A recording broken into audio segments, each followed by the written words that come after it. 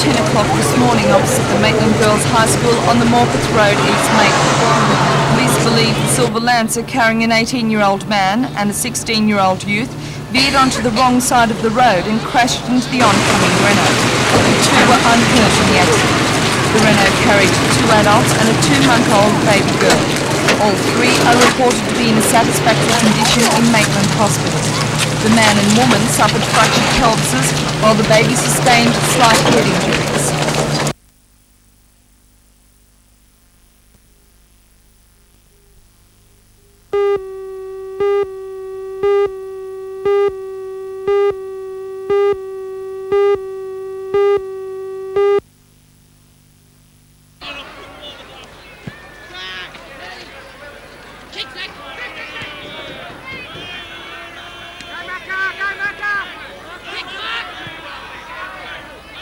Well, a very, very good game by Western Suburbs.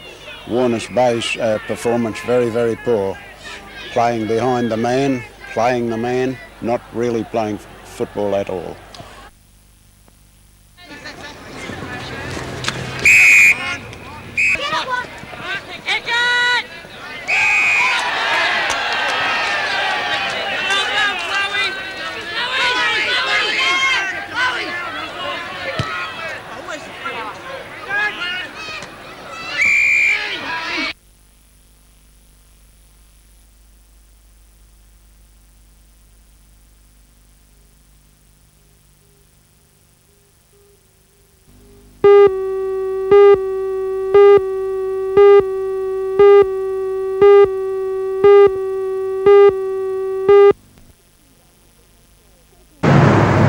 Thinking back and looking forward, that's the motto for the 63rd annual general meeting of the Registered Club Association. The clubs have been through a rough time lately, with the combination of the drought, the recession, instant lottery tickets and random breath testing plunging many clubs into financial ruin. But now the clubs are taking an optimistic though realistic view of their situation. The club industry wants to move back to its original concept of being a community base for social activities, with the emphasis on attracting young people into the clubs to take an active role in management and also to create a family atmosphere, as Public Relations Officer for the New South Wales Registered Club Association, Mr Colin Davis explains. Clubs have been a rather closed sort of a place in the past, you know, and the people who went there were the average, fellows like myself, but there are every year we've got an additional 18,000 people reaching their 18th birthday in this state, and they're potential members. And these are the people that we have to cater for, and so the clubs have got to change their image and their outlets and their facilities and their amenities.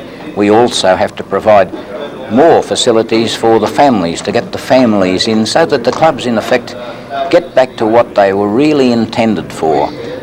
But the 800 delegates representing 1,500 registered clubs in this state were told at the meeting that this isn't the only step they can take on the road to economic recovery.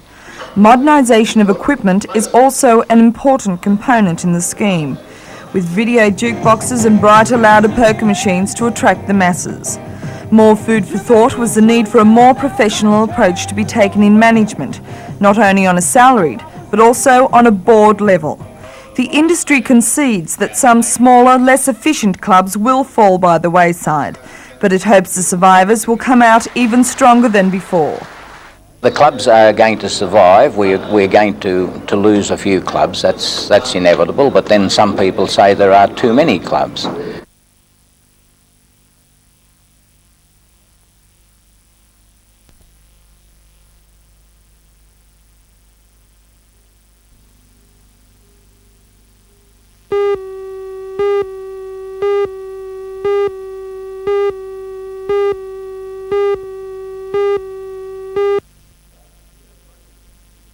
About 500 members of the Australian Bank Employees Union met in Newcastle and linked via a landline to 3,000 of their colleagues in Sydney.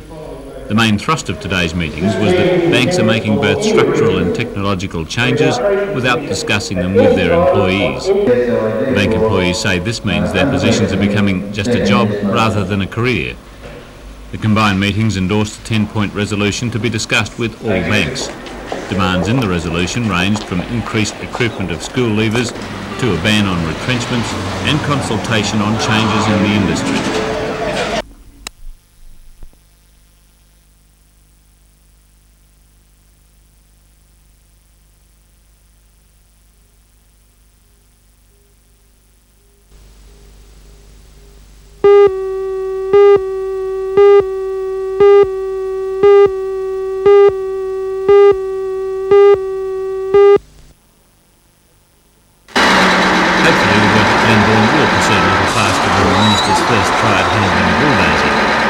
Initial works at the dam site will involve stripping topsoil from the hillsides on either side of the existing dam. Then by January next year, work will begin on the main wall, which is to be raised some 24 metres. This will involve about 2 million cubic metres of rock and clay fill. Completion of the wall and associated works will take approximately 3.5 years. When completed, the enlarged Glenbourne will have a capacity of 750,000 megalitres, an increase of 300% on the present dam. As well, it'll still have 120,000 megalitres of airspace as a flood mitigation measure. Admittedly, at the moment, the dam is only 20% full, but the Water Resources Commission is adamant that it's situated in one of the best positions in the Hunter Valley. The enlargement of the dam will cost $45.6 million and provide more than 250 jobs. From a financial point of view, the enlargement of Glenbourne is the cheapest option presently available to the Water Resources Commission, and it will take care of the Hunter's water needs until at least 1990. However, further dams will eventually be required. The Caribbean Dam has gone by the wayside because of important archaeological and other factors. There's the Rochelle Dam. Brushy. Yeah, Brushy is probably the next online. We have other dams in the Hunter Valley for the Hunter Board itself. There's Grahamstown Reservoir, Tilligra, and sites like that. No, it's an ongoing process.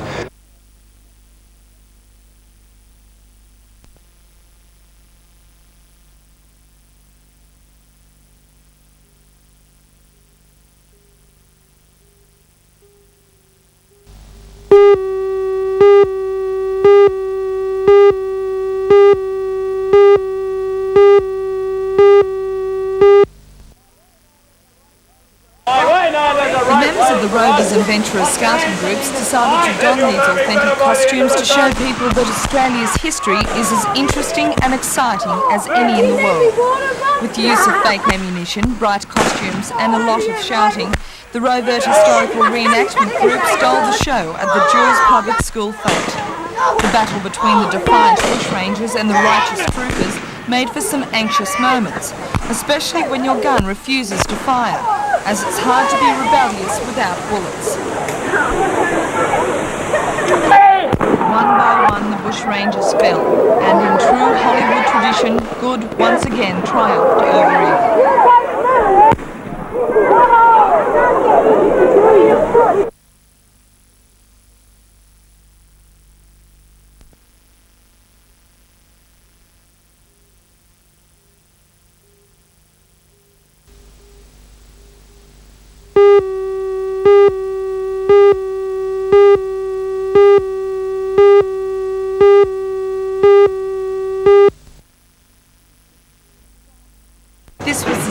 Thousands of polling booths around the state today as voters made their selections for their local government representatives for the next 4 years.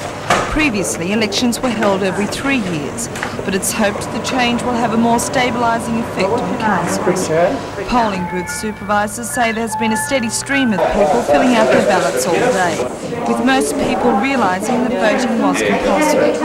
In Newcastle and Lake Macquarie, the voters received 2 ballots, one for their choice of alderman in that ward and the other for their choice in the mayoral ballot. It's hoped counting will be completed by late tonight.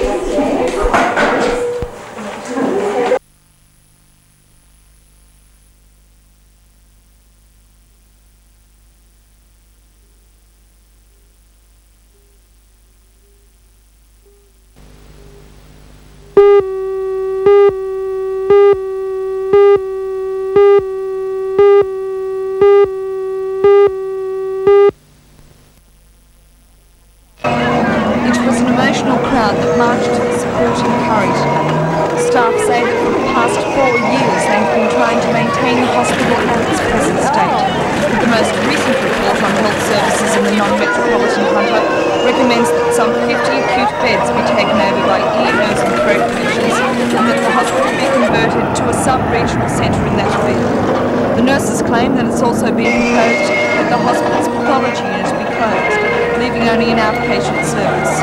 The public meeting held in Rotary Park after the march attracted about 200 people. The federal member for Hunter, Mr Bob Brown, says the steering committee should be looking at offering a more positive approach to the Department of Health. But at the moment, as the group prepares its submission to the Minister for Health, Mr Brereton, all it can think about is the hours of work and the thousands of dollars the people of Curry have pumped into their community hospital. Sister Judy Seaman. The whole basis of the report is that pathology is downgraded to a level 1, which means an outpatient service only. Well, by the hospital guidelines, you cannot run any of those other acute services unless you have at least a level 2 to 3 pathology, which they are proposing not to have.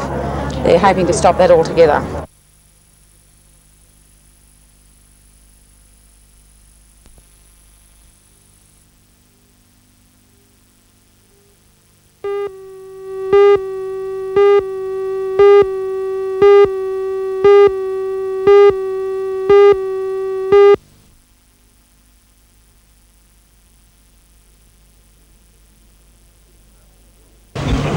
It's hard to believe, but when ambulance men and police pulled the driver of this utility from the crushed driving seat, he was conscious and able to talk to them. Amazingly, he suffered no serious injuries.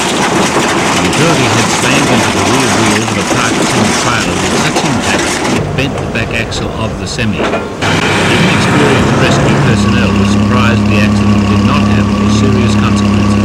A situation which would certainly have been inevitable had there been a passenger in the utility.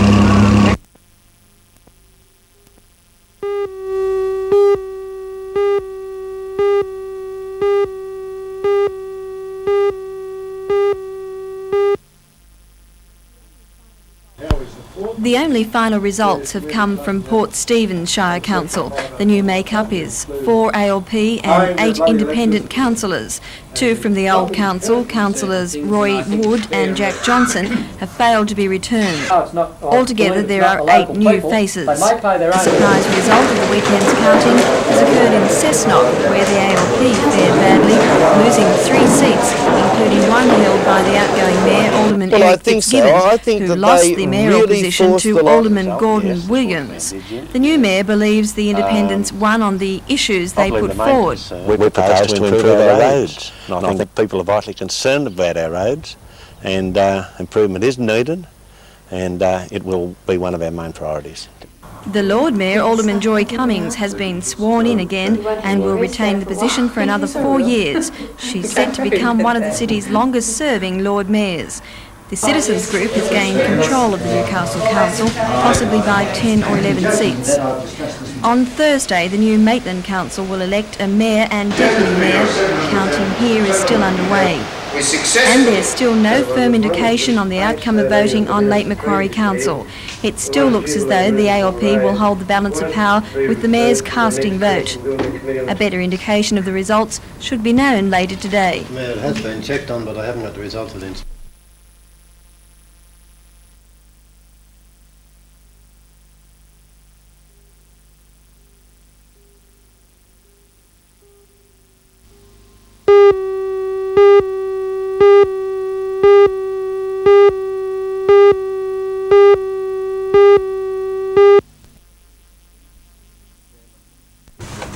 Chairman. Details of the summit conference were announced today by members of the steering committee, which has worked behind the scenes since June planning the conference. The 2-day talks, which will include a cross-section of representatives from our region, is a follow-up to the summit held in May, which left many questions unanswered. The main aim of the summit, according to the chairman of the steering committee, Mr Ron Russell, is to identify the problems of the region and set up task forces to act and advise the government. Premier Rann will deliver a keynote address during the conference. And while we'll be looking for government support, it is the Hunter region which will have to come up with the formula for recovery. According to the organisers, it's up to us, and the public is welcome to the conference with open arms. The results of this conference will be what the people of the region want those results to be.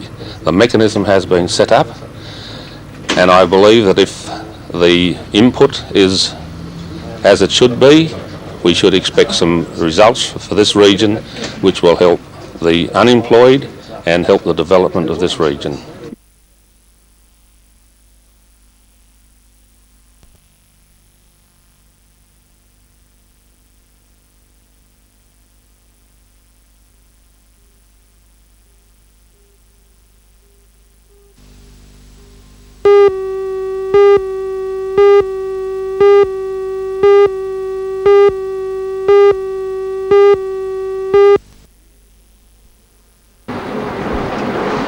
Strait has been a problem area for some time, and it's with great anticipation motorists and industrial traffic await the completion of the road widening works. Part of that road improvement program includes a new bridge across Throsby Creek. Tenders have been called by the Newcastle City Council and will be received over the next 3 weeks. The new bridge will be reinforced concrete with an overall width of almost 28 metres, providing 2 carriageways. Dual carriageways are being constructed along Hannell Street at the moment by the council. The new bridge project will be funded by the Department of Main Roads.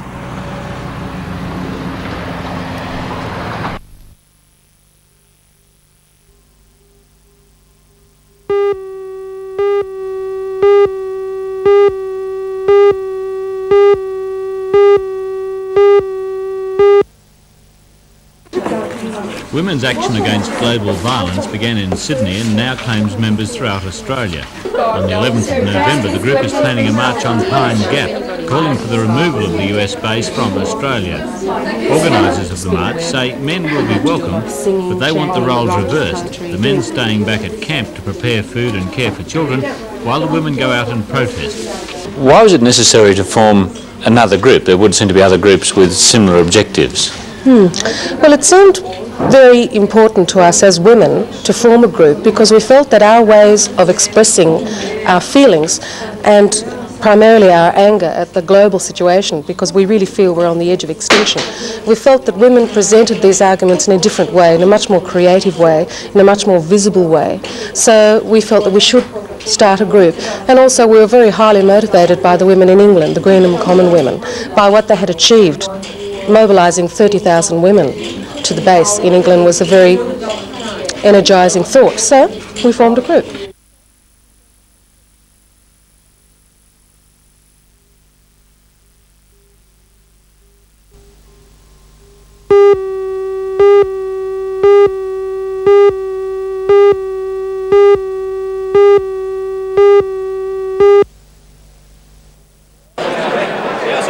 Almost 300 Morris Brothers Hamilton old boys were at last night's reunion, many of them having travelled from Sydney and other parts of the state to meet former classmates. Some expressed concern that the tradition of their old school was now coming to an end. More than one said that they'd like to have had the chance to send their sons to an all-boys high school. But now the decision has been made that the former Year 7 to 12 high school will provide only co-ed classes for Years 11 and 12 from 1985, the principal, Brother John, says he's determined to make it work. Throughout the school's 85 years of history, there have been some major changes, and the school community, parents, old boys rally around, and I think although the change is big and a lot of arguments went on, now the decision is made, I'm quite confident that things will turn out for the good, and I look forward to the challenge of the senior school, a co-educational school, and I think we'll get the support, and there are many advantages in a senior co-ed school and some disadvantages, but I'm looking forward to the future and the challenge.